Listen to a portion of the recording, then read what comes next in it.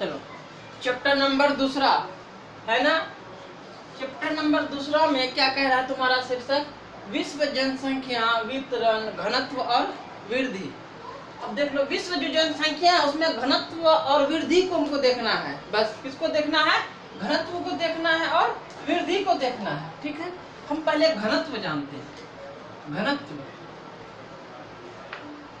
चलो घनत्व बराबर होता क्या है, एक चीज जानना पड़ेंगे, जानना पड़ेगा तुम्हें। घनत्व बराबर क्या होता है, कुल जनसंख्या,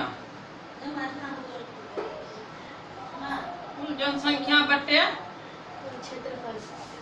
कुल क्षेत्रफल। अब चलो, अब ये चीज तुम्हारा सूत्र कंप्लीट है।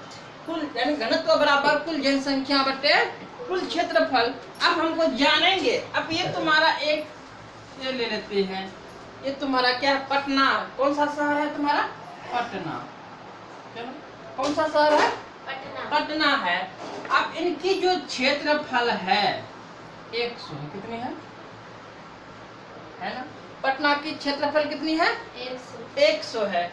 अब इनमें जो जनसंख्या निवास करते हैं, चलो 1500, प्रैक्टिकल है ना। कितना जनसंख्या में निवास करते हैं, 1500। तो पटना की जो क्षेत्रफल थी कितनी थी, 100। अब उनमें निवास करते हैं कितना, 1500। अब देखना, अब तुम्हारा घनत्व, इनकी क्या करना, हमको घनत्व निकालना है।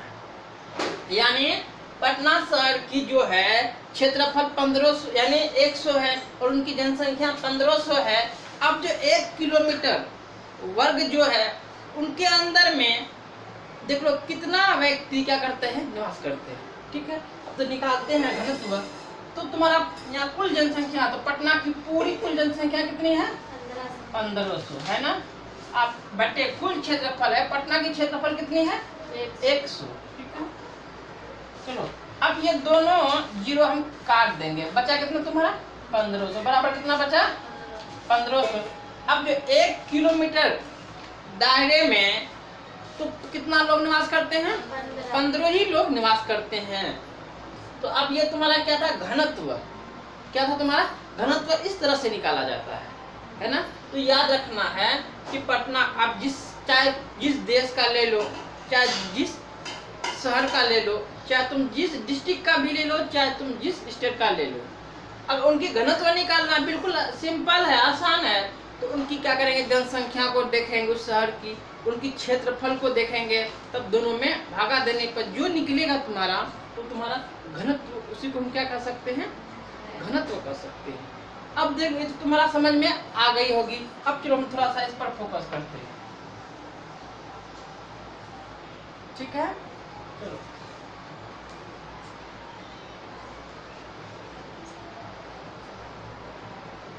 जनसंख्या वृद्धि पर है ना, जनसंख्या वृद्धि पर हम फोकस करते हैं।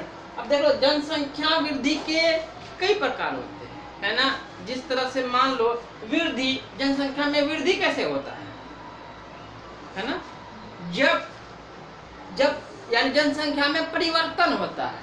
किसमें, जनसंख्या में जब परिवर्तन होता है तो वृद्धि होगा, चाहे वो घटे चाहे वो बढ़े, है ना। चाहे वो बढ़ जाए चाहे वो घट जाए, वो वृद्धि ही कहलाएगा। ये नहीं है कि घटने पे वृद्धि नहीं कहलाएगा, किसी पे बढ़ने पे वृद्धि का, ये नहीं। चाहे वो घटे चाहे वो बढ़े, वो सब क्या है, वृद्धि कहलाएगा।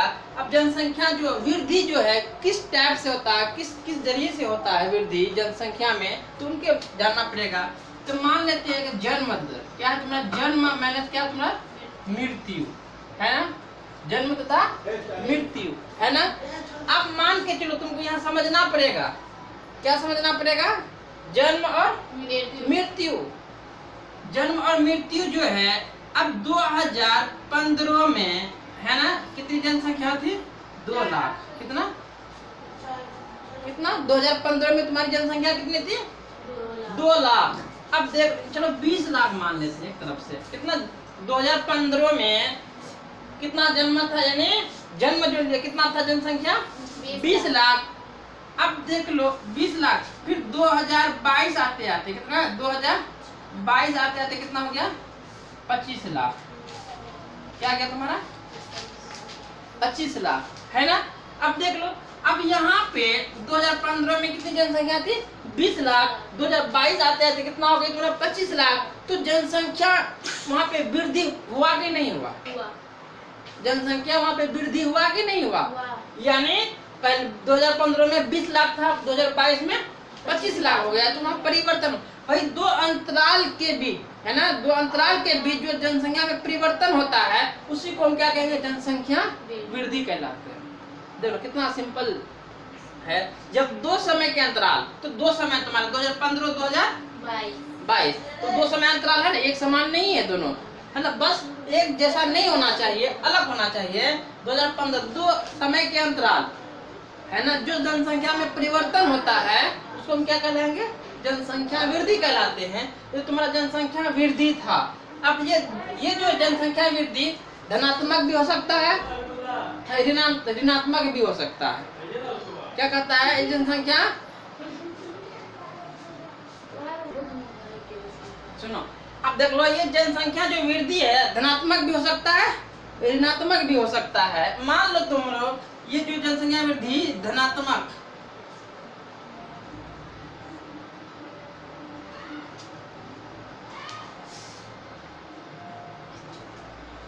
ये जनसंख्या जो वृद्धि धनात्मक भी हो सकता है, ऋणात्मक भी हो सकता है। मान लो तुम्हारा 2020 में कितना, 2020 में जनसंख्या तुम्हारा कितना था 20 लाख, कितना था 20 लाख, है ना।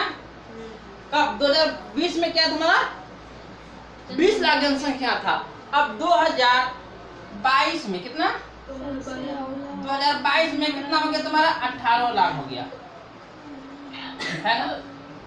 2 लाख, यानी 2020 में जनसंख्या कितनी थी तुम्हारी 20 लाख, और 2022 में कितना हो गया 18 लाख।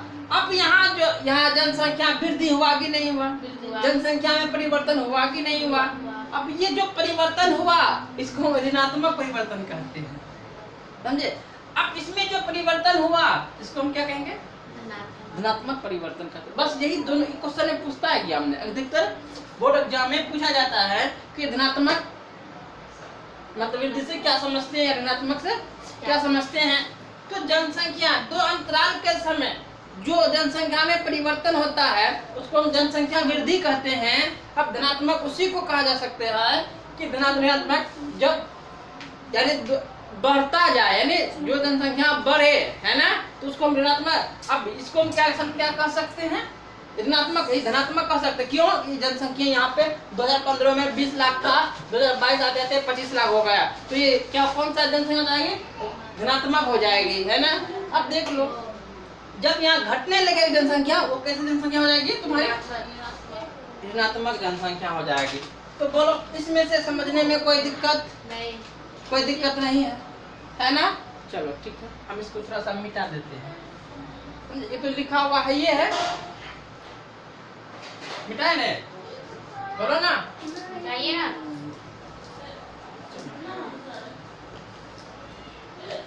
और ध्यान देते हैं।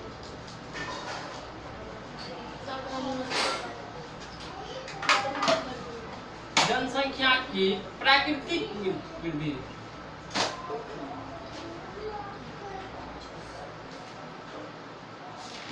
आप देख लो, सुन लो, प्राकृतिक वृद्धि क्या है? जनसंख्या की प्राकृतिक वृद्धि। आप दिमाग में अटैच कर लो कि प्राकृतिक वृद्धि किसे कहते हैं या क्या है।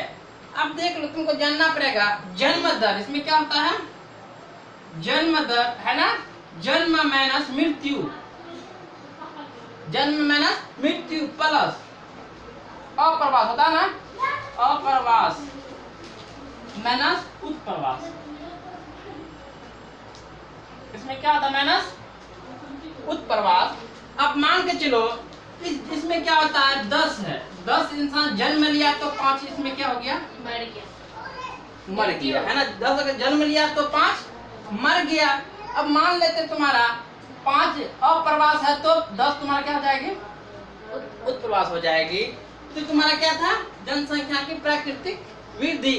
तो इसी को हम कहेंगे जन्म दर माइनस मृत्यु दर, यानी अप्रवास अतः उत्प्रवास जाता है। तो वही चीज कहता है इसमें तुम्हारा एक होता है तुम्हारा वास्तविक वृद्धि। क्या होता है?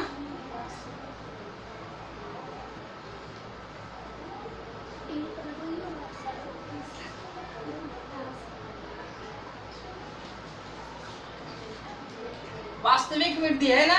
वास्तविक वृद्धि में क्या होता है? बिल्कुल यही है, जन्म दर, मृत्यु दर। इसमें क्या होता है भाई? जन्म या मृत्यु, जन्म या मृत्यु, इसमें भी वही आता है, इसमें भी वही आएगा। ठीक है, तो ये तुम्हारा क्या था? तुम्हारा जनसंख्या में प्राकृतिक वृद्धि। अब देख लो प्राकृतिक वृद्धि का तो तुम ये जान लो, जन्म कितना हुआ, अब उनमें मरता भी है। अगर 10 जन्म लिया तो 5 मरेगा भी, है ना। और 5 हो सकता है और प्रवास भी हो जाए, और 5 और 10 हो सकता है और प्रवास हो जाए, है ना। तो वही चीज आता है इसके अंदर, यानी प्राकृतिक वृद्धि में, प्राकृतिक जो कुदरती है ना जी, तो वही चीज करता है। अब देख लो तुम्हारा जनसंख्या, क्या तुम्हारा जनसंख्या क्या कहता है? परिवर्तन में, परिवर्तन के क्या है? घटक, घटक या कहो कारण, या कहो तुम कारक, है ना। ठीक है, बात एक ही है, समझे।